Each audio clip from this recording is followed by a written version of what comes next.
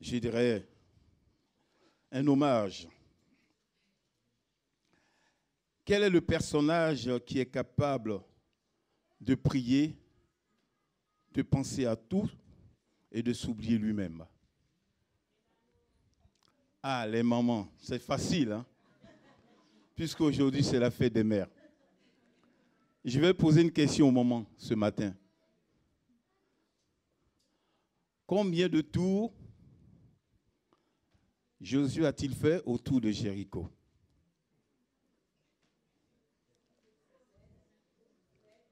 Combien? 7? Eh bien, vous êtes faux. C'est 14. Il a fait 7 fois le tour pendant 6 jours, le 7e. Et le 7e jour, il en a fait 7 tours d'un seul coup.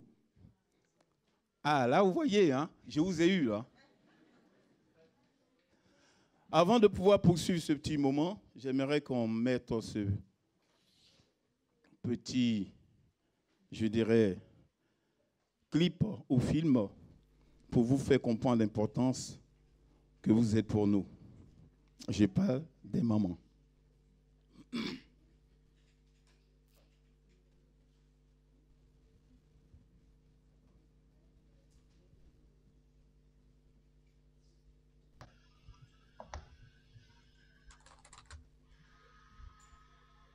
Just give me 1 second. Thank Sure. you. Sorry.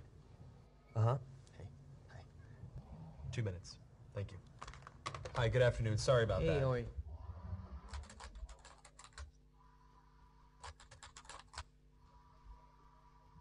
Hi, nice to Hi. meet you. Nice to meet you as well. Have you ever done one of these interviews over the camera before? No. Well, let me tell you a little bit about the job to get started with.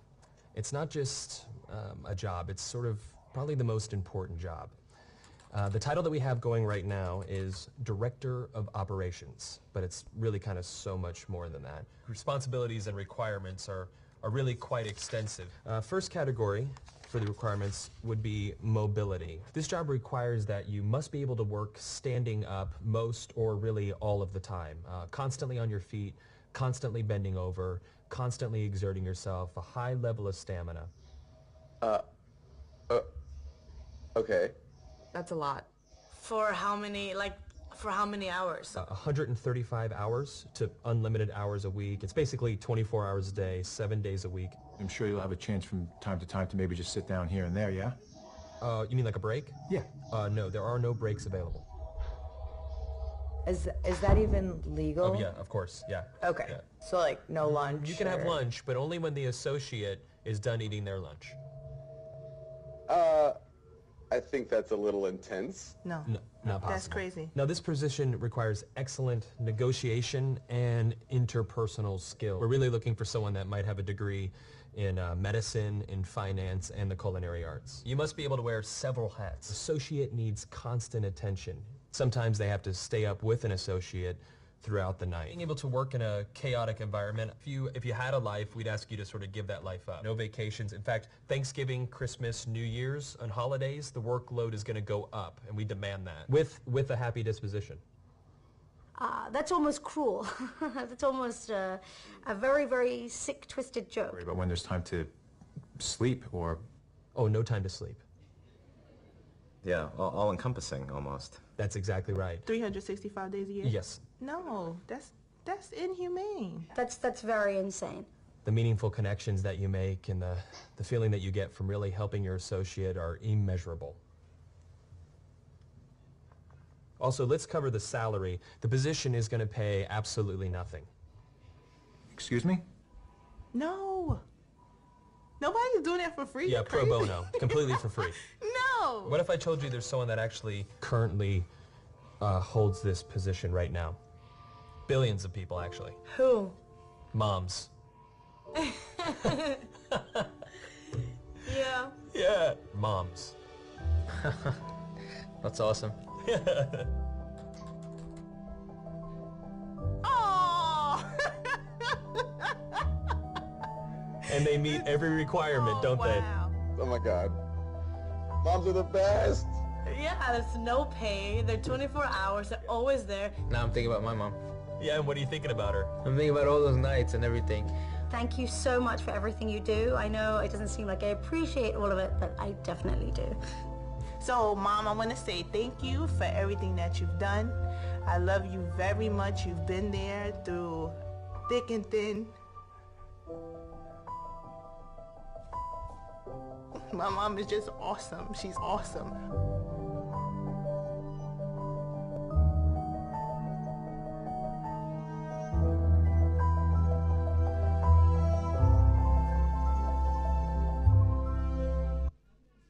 Amen.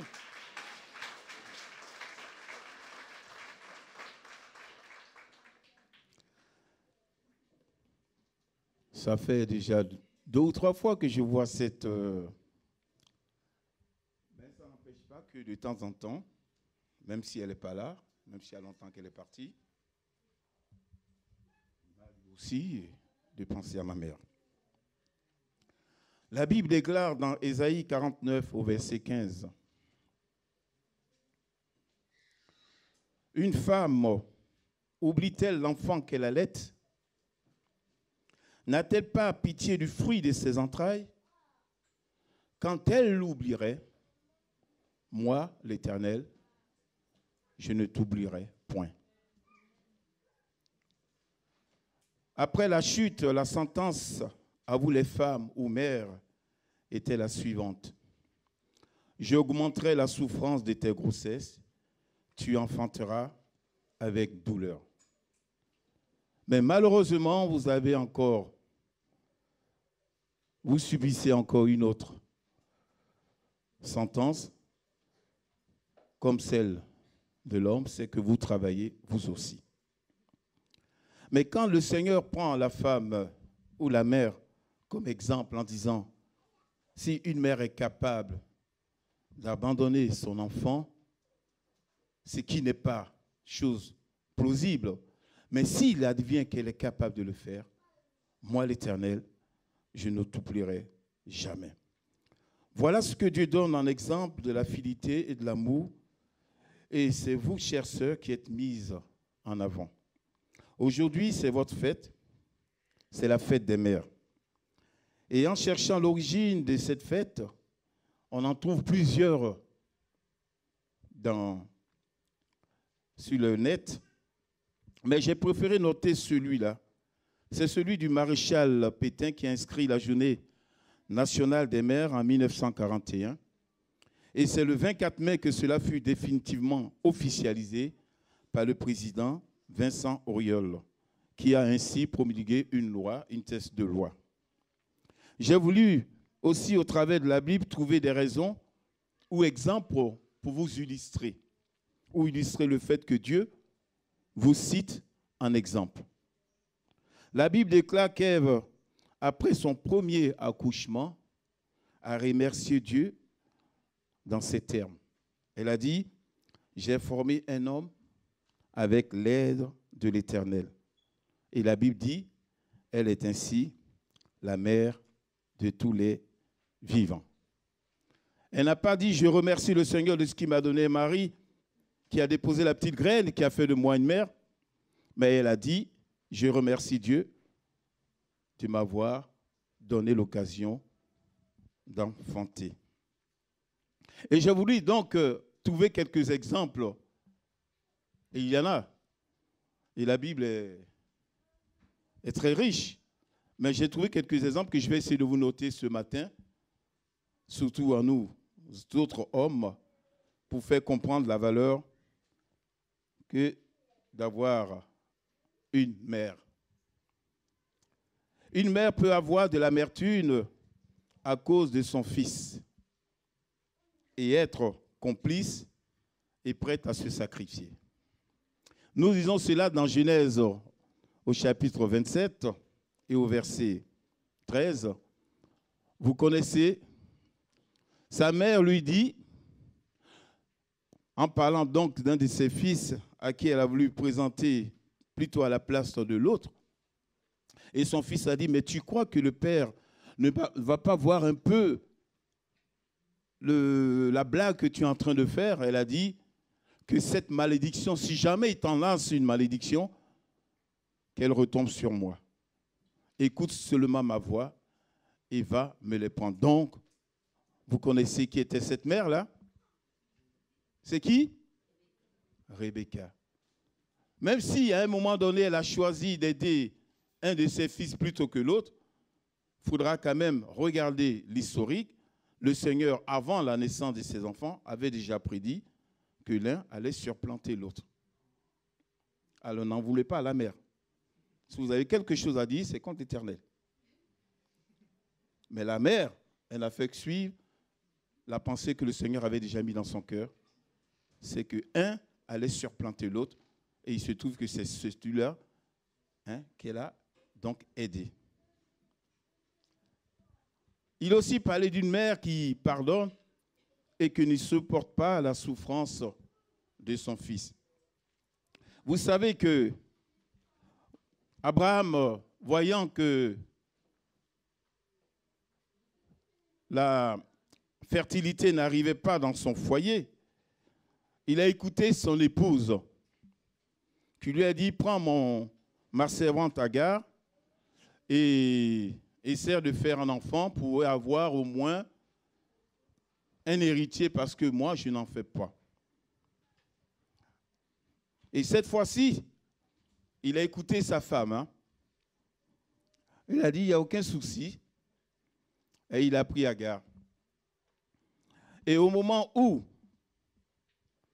Sarah a reconnu qu'elle était enceinte, et le jour où ils étaient en train de faire donc, la fête de la naissance de son fils, il se trouve que Ismaël était en train de se moquer. Donc elle n'a pas supporté cela. Et elle a dit à son mari, je veux que tu me chasses cette femme et son enfant, car ils ne vont pas hériter avec mon fils. Et en ce moment, M. Abraham n'était pas content. Il dit, oui, je ne peux pas faire cela, c'est quand même mon fils, je ne peux pas. Et en ce moment, le Seigneur s'adresse à Abraham en disant, fais tout ce que ta femme te dira. Au départ, il a écouté tout ce que sa femme lui a dit parce que c'était en son encontre. Mais cette fois-ci, comme ça a l'air dans son encontre, il ne voulait pas l'écouter. Mais là, c'est le Seigneur qui a été lui dire, fais tout ce que ta femme te dira. Et donc, Agar a été rejetée donc, avec son fils et elle se retrouve donc dans le désert. Elle aurait pu dire à son fils, pourquoi tu as ri? Pourquoi est-ce que on était bien? Tu aurais pu te taire un peu? Non. Elle a pardonné ce petit incident. Et quand elle est arrivée dans le désert, au chapitre 21 de la Genèse, son fils était en train de mourir puisqu'il n'avait plus d'eau à boire. Donc quand elle a vu ça, elle ne pouvait pas supporter la souffrance de son fils. Donc elle a préféré se retirer en disant, je ne peux pas voir mon fils mourir. Et c'est en ce moment que l'Éternel lui a montré une source d'eau et lui a dit, j'ai entendu les pleurs, les cris de l'enfant et je suis descendu. Ce n'est pas les pleurs de la mère que l'Éternel a entendu, mais c'est le cri de l'enfant. Notez ça bien, que les prières des enfants ont aussi une importance. C'est le cri de l'enfant que l'Éternel a entendu. Vous ne trouvez pas donc cette référence? Genèse 21, 14. Abraham se leva de bon matin, il prit du pain et une autre d'eau qu'il donna à Agar et plaça sur son épaule. Il lui remit aussi l'enfant et la renvoya. Elle s'en alla et s'égara dans le désert de Beth-Sheba. Verset 15. Je voulais qu'on lise tous ensemble, sinon j'allais ouvrir ma Bible et puis lire ça tout seul comme mais j'ai voulu qu'on suive ensemble. Bon, alors je vais lire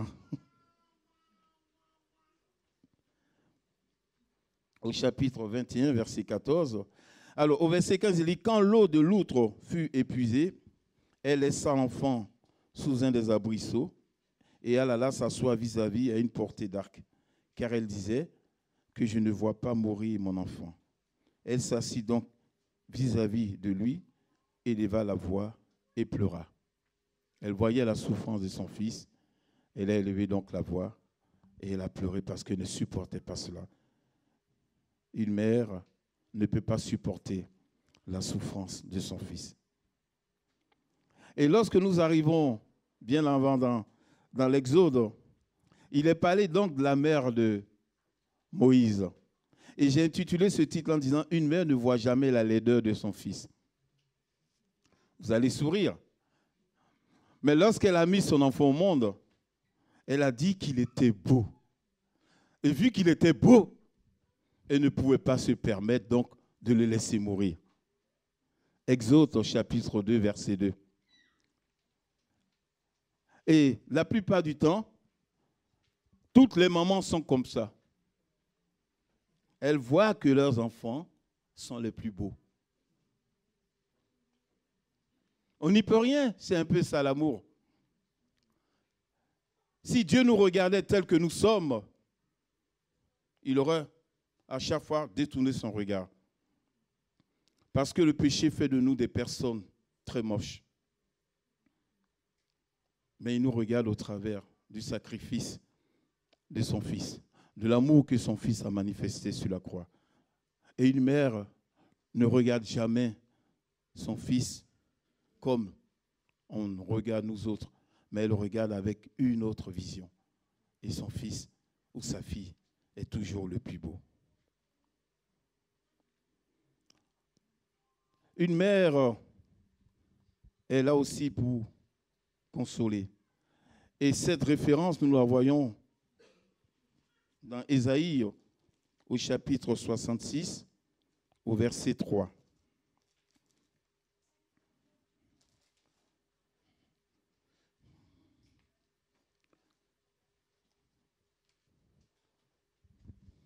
Ésaïe, chapitre 66, et au verset 3. Ma Bible est très fine, donc pour trouver mes références, quelquefois, ce n'est pas évident. Ésaïe 66 et verset 3. Qu'est-ce que nous lisons? Si quelqu'un l'a trouvé, il peut le lire. Hein? C'est affiché? Eh bien voilà. Je vous aurai un jour. Celui qui immole un bœuf est comme celui qui tuerait un homme. Celui qui sacrifie un agneau est comme celui qui rompait la nuque à un chien. Celui qui présente une offrande est comme celui qui reprendait du sang du porc. Celui qui brûle de l'encens est comme celui qui adorait des idoles. Tous ceux-là se complaisent dans leur voix et leur âme trouve du plaisir dans leur abomination. J'ai dû me tromper. 66, 3.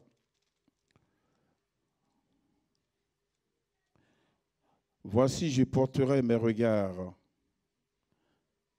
sur celui qui souffre et qui a l'esprit abattu, sur celui qui craint ma parole. Mais il est un moment parlé de la mère. 13.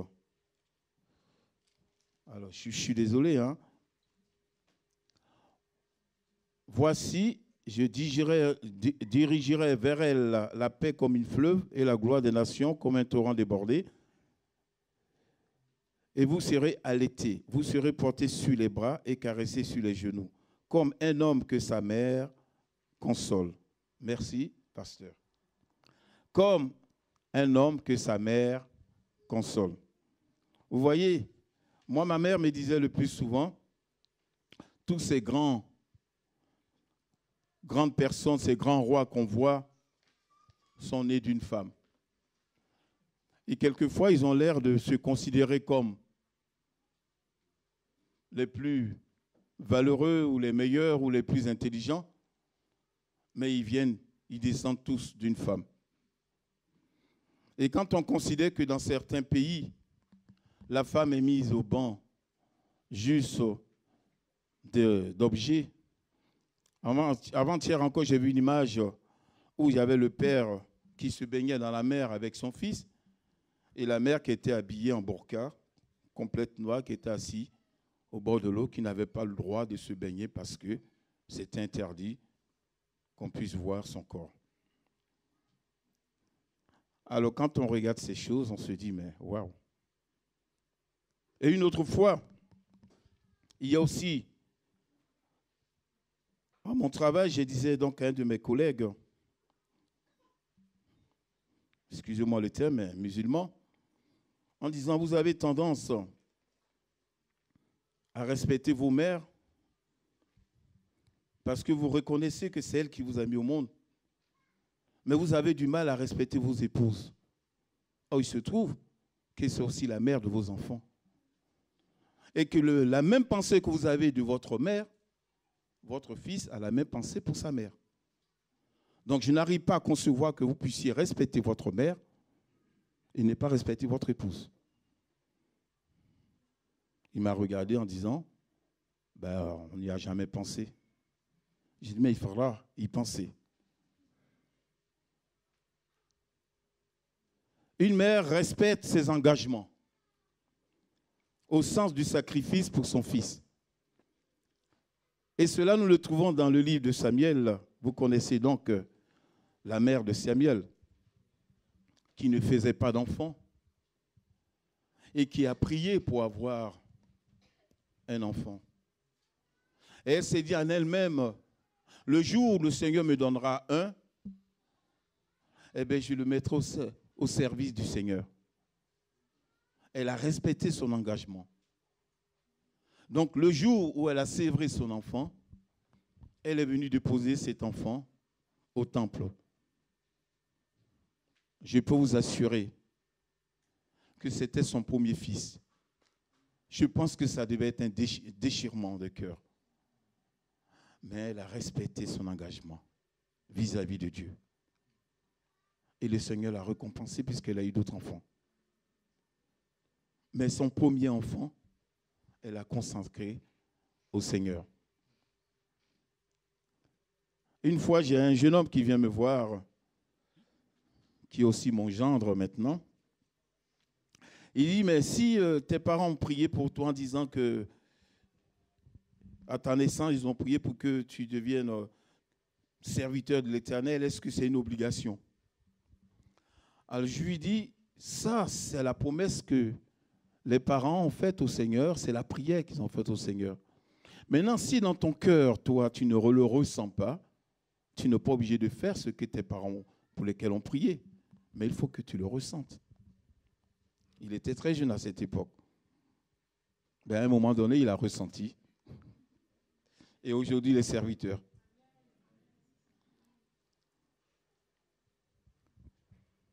Une mère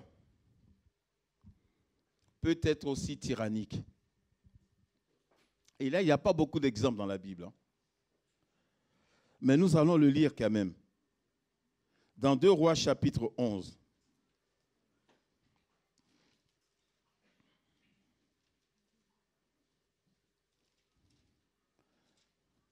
Je peux vous dire que quand j'ai lu cette histoire, je me suis dit, mais ce n'est pas possible.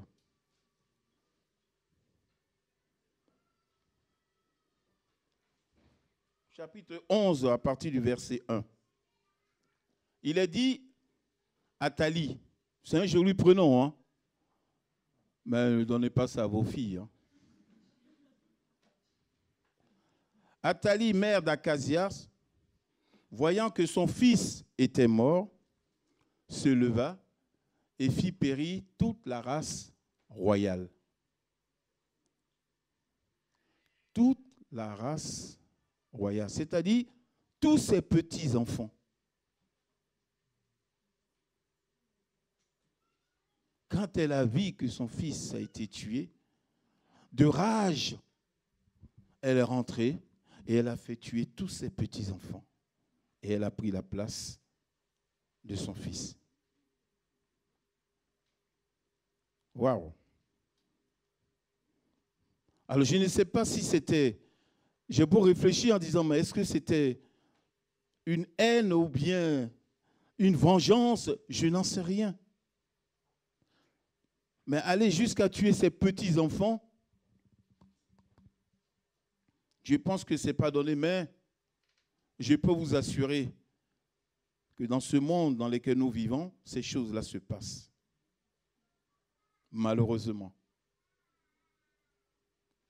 Ces choses se passent. Ne croyons pas que ce qui est écrit dans la Bible date X temps en disant que c'est de l'histoire ancienne ou bien c'est des histoires. C'est ces choses-là qui se passent, chers frères et sœurs, actuellement, mais sous un sens moderne.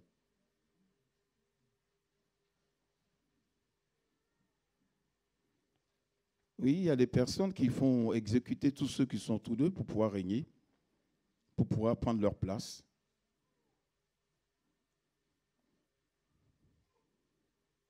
Elle a tué donc tous ses enfants pour régner. Une mère aussi s'inquiète. Et là, nous le lisons dans le livre de Luc. Et vous savez l'histoire de notre Seigneur lorsqu'à un moment donné, il est resté donc loin de ses parents. Où il a commencé à enseigner dans les synagogues. Et donc son père et sa mère sont partis. Et puis arrivé à un moment donné, on commence à le chercher partout. Et on ne le trouve pas. Malgré qu'elle savait qui c'était, ça n'a pas empêché son cœur de mère de dire, mais où est-ce qu'il est passé ce jeune garçon? Elle a commencé à le chercher partout avec les parents. Et quand elle a retrouvé, elle dit, oh, mais c'est incroyable. Mais tu ne vois pas qu'on s'inquiétait? Et lui, tranquillement, a dit, tu t'inquiètes pourquoi? Je suis là pour faire les choses de mon père. Il y a des moments où les parents s'inquiètent beaucoup pour leur enfant et puis ils sont toujours en train de dire, mais c'est bon, je suis assez grand. Je ne suis plus un bébé. Et qu'importe, on dit petits enfants, petits soucis, grands enfants, grands soucis. Une mère, qu'importe l'âge, est toujours en train de s'inquiéter. C'est plus fort qu'elle. On revient de croisière. Hein? On était avec notre fille, Kéria. Et à chaque fois qu'elle était un peu en retard, sa mère, où est-ce qu'elle est passée? Et quand elle arrivait, elle dit, pourquoi tu t'inquiètes? Je suis assez grande. Et moi, j'ai beau dire, mais ça va, ne t'inquiète pas. Mais non, c'est plus fort qu'elle. C'est une mère. Le jour où ma fille ou mon fils se marie, qui quitte la maison, pour moi, il est parti.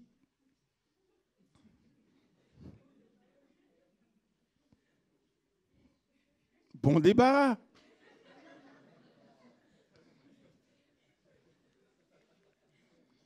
Mais ce n'est pas ça pour la mère. Oh, est-ce que son mari est gentil? Est-ce que son... Oh là là, comment est-ce qu'il doit vivre? Comment ceci, comment cela? J'ai dit, c'est pas possible. Bon, vous savez, nous les hommes, on a peut-être... Qu'est-ce que vous voulez? On s'inquiète peut-être pas assez, j'en sais rien. Peut-être prier pour nous, pour qu'on soit un peu comme vous. Mais on est comme ça. Et la mère est comme ça, mais qu'est-ce que vous voulez? C'est pour ça qu'on vous pardonne. Toujours à vous inquiéter. Alors nous savons qu'on avait des enfants, on leur a dit, à 8 heures, tout le monde à la maison. Eh bien, à 8 heures, ils étaient à la maison. Hein. Ça, c'est quand ils étaient gosses. Ah, ils respectaient à 8 heures, ils étaient à la maison. Mais quand ils ont dépassé 18, 19 ans, on ne pouvait pas leur dire à 8 heures, il faut être à la maison. Elle dit, OK, à 21 heures. Maintenant, si à 21 heures, on n'est pas entré, dites-nous au moment où vous êtes. Pour ne pas que votre mère s'inquiète. Parce que pendant que moi, je ronfle, elle ne dort pas. jusqu'à ce qu'elle entende les clés tourner dans la porte. Et elle s'est dit, ah, enfin, je vais pouvoir dormir. Et après, elle a dit, toi, tu t'inquiètes même pas. Vous voulez que je m'inquiète?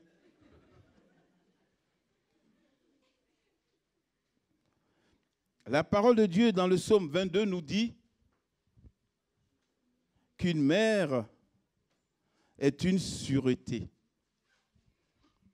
Psaume 22, verset 10. Dès le sein maternel, j'ai été sous ta garde.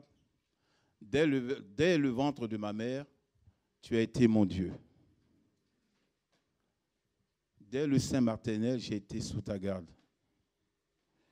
La sûreté, c'est le caractère précis et efficace de quelqu'un ou quelque chose sur lequel on peut compter d'une façon certaine. Une mère est une sûreté. Une mère est peut-être aussi, et elle est le plus souvent, très ambitieuse. Au chapitre 20 de l'Évangile selon Matthieu, vous verrez qu'il y a une mère qui est allée voir le Seigneur en disant, bon, quand tu vas revenir dans ta gloire, là, bon, je plaide pour mes deux fils. Hein. Je veux qu'un soit à ta droite et un à ta gauche. Alors la mère des filles de Zébédée s'approcha de Jésus avec ses fils et se prosterna pour lui faire une demande.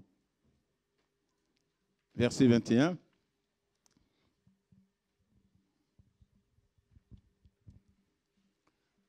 Vous voulez que je retrouve encore moi-même mon verset?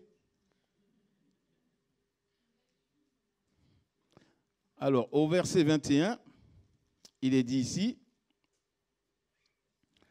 le Seigneur lui dit, que veux-tu? Elle dit, il ne m'a même pas dit, fais que, ordonne, lui dit-elle. C'est un ordre. Une fois que le Seigneur a donné un ordre, il ne revient plus là-dessus. Ordonne que mes deux fils que voici soient assis dans ton royaume, l'un à ta droite et l'autre à ta gauche. Et Jésus dit, je ne sais même pas ce que tu demandes. Mais c'est ça, une mère, elle est très ambitieuse. Qu'importe ce qu'elle demande, tout ce qu'elle veut, c'est le meilleur pour ses enfants. Il y avait 12 disciples. Hein. Elle a balayé carrément les 10. Elle a dit, bon, un à ta droite, un à ta gauche. Les autres, ce n'est pas mon problème. Elle aurait pu dire, ben, un à ta droite et puis l'autre en arrière, et puis tu mettras un autre à côté de toi, de tes disciples. Non, non, non, non, non, non, non. Un à ta droite, un à ta gauche. Les autres, ce n'est pas mon problème. Un fils aussi peut être la fierté de sa mère. Et là, c'est dans l'évangile de Luc, au chapitre 11. Vous allez lire avec moi. 11, 27, il est dit ici.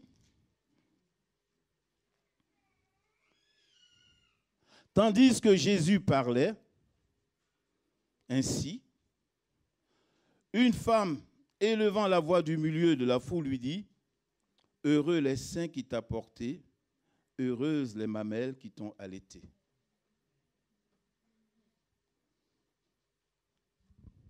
Elle a entendu parler le Seigneur, mais d'une telle façon qu'elle a dit, mais c'est incroyable. Et elle a pu simplement parler de la mère, parce que la plupart du temps, quand un fils ou une fille est bien, c'est souvent la mère. Hein? On oublie un peu le père, qu'est-ce que vous voulez, c'est normal. Hein? Hein? Alors, heureux les saints qui t'ont allaité. C'est ce qu'elle était. Elle était tellement éblouie qu'elle a dit, mais c'est incroyable. Vraiment, je remercie le ciel que tu es une mère formidable. Heureux le sein qui t'a porté, heureuses les mamelles qui t'ont allaité. Qu'importe ce que le Seigneur a dit après, mais c'est cette réflexion que j'ai voulu donc mettre en avant.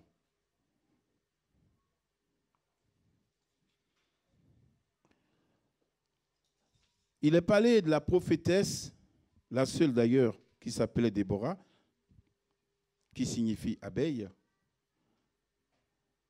elle a élevé un cantique à l'honneur du Seigneur et dans son cantique, elle disait qu'elle a vu toute la faiblesse d'Israël devant les troupes pendant cette guerre. Et elle dit dans son élan qu'elle s'est levée comme une mère en Israël. Elle ne s'est pas levée comme une prophétesse. Parce que si vous lisez tous ceux qui ont été juges en Israël, il n'y a pas un d'eux qui s'est levé, je me suis levé pour Israël. La plupart du temps, ils ont eu leur gloire et ils ont tout perdu parce qu'ils n'ont pas suivi après ce que Dieu leur a demandé de faire. Je cite en exemple Gédéon ou Samson. Vous verrez bien que malgré qu'ils ont été mis à part pour le Seigneur, mais ils n'ont pas été jusqu'au bout. Mais elle s'est levée en disant, je me suis levée comme une mère en Israël. Parce qu'elle considérait Israël comme son enfant ou comme ses enfants. Christ, en parlant de vouloir rassembler son peuple, a donné le rôle d'une mère poule. Qu'est-ce qu'il a dit? Il a dit, plusieurs fois j'ai voulu, comme une mère poule rassemble ses petits. Combien de fois je n'ai pas essayé? Jérusalem, toi qui tues les prophètes. L'exemple qu'il a donné, c'était encore l'exemple d'une mère, même si c'était une poule. Une fois, il y avait une grange qui avait brûlé. Et à un moment donné, quand ils ont pu éteindre le feu, ils ont vu un amas d'une poule qui était complètement calciné. Et quand ils l'ont soulevé, il y avait tous ces petits qui vivaient encore. Donc, elle est restée là mourir pour protéger ses petits. Belle histoire, n'est-ce pas? Christ, en parlant de vouloir rassembler son peuple, a donné donc l'exemple d'une mère poule. Et ce que j'ai remarqué, c'est qu'une mère est capable de s'occuper des 10 enfants. Mais parfois, 10 enfants ne sont pas capables de s'occuper d'une mère. Malheureusement, c'est le cas. Mais n'en voulez pas à vos enfants. Je sais que ce n'est pas évident. Mais il y a des moments où on dit que quand un oiseau quitte le nid, c'est pour apprendre à voler tout seul. Donc il va aussi faire ses affaires, comme on dit. Et une fois, il y a une personne qui a dit cette phrase en disant tout simplement, « Je n'ai pas désiré venir au monde. C'est mes parents qui ont désiré. Donc c'est tout à fait logique qu'ils s'occupent de moi. Et moi, quand j'aurai des enfants, j'en ferai autant. Ainsi va la vie. Je ne suis pas obligé de revenir en arrière pour m'occuper d'elle. Elle s'est occupée de moi. Dieu merci. Elle m'a donné la vie. J'ai pris mon envol. Maintenant, moi aussi, je vais m'occuper de mes enfants. C'est un peu dur, mais ainsi va la vie. Mais si aujourd'hui, on veut essayer de mettre la mère en avant, c'est que vous le méritez. Vous le méritez amplement. Il y a des moments où, quand j'entends dire, on parle de l'égalité de l'homme et de la... Mais il n'y a pas d'égalité. Je suis désolé. L'homme ne va jamais mettre au monde. Même si aujourd'hui, ils ont décidé de se marier entre eux, ils font toujours appel à une mère porteuse.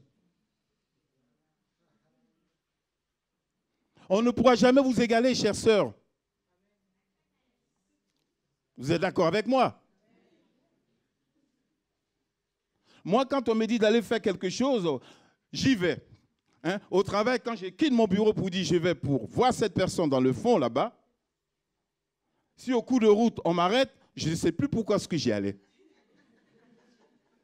Je suis obligé de retourner dans mon bureau pour savoir mais pourquoi est-ce que j'allais dans le fond.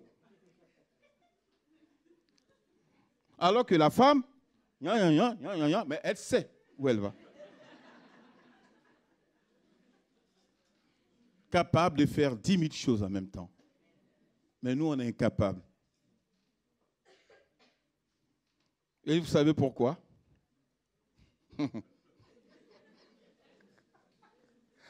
Mais je vais vous le dire. Quand le Seigneur a créé la femme, il a dit qu'il va être une aide pour l'homme. Vous savez qu'en fin de compte, nous, on ne fait rien. C'est la femme qui fait tout. Mais, pardonne-nous, néanmoins, on a été créé en premier.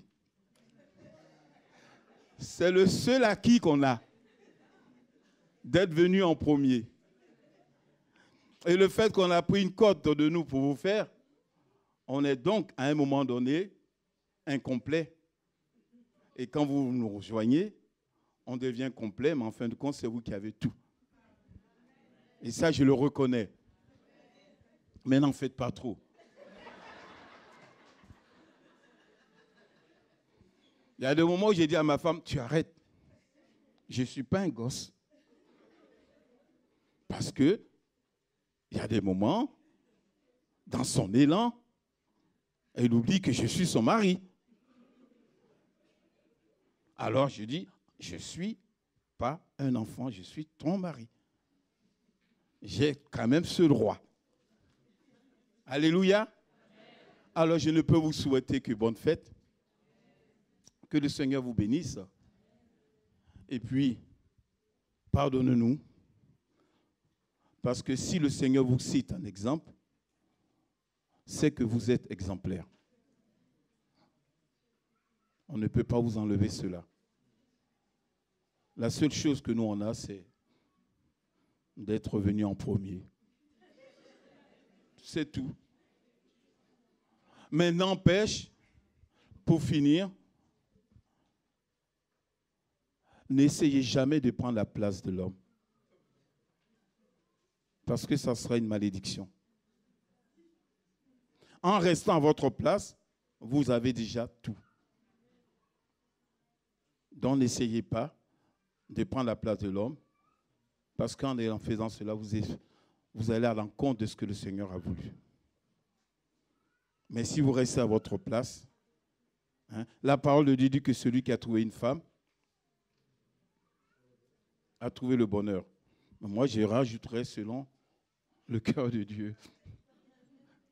Alors, je sais que cela n'est pas évident quelquefois, mais vous êtes des battantes, vous êtes de ceux qui nous relèvent, de ceux qui nous conseillent.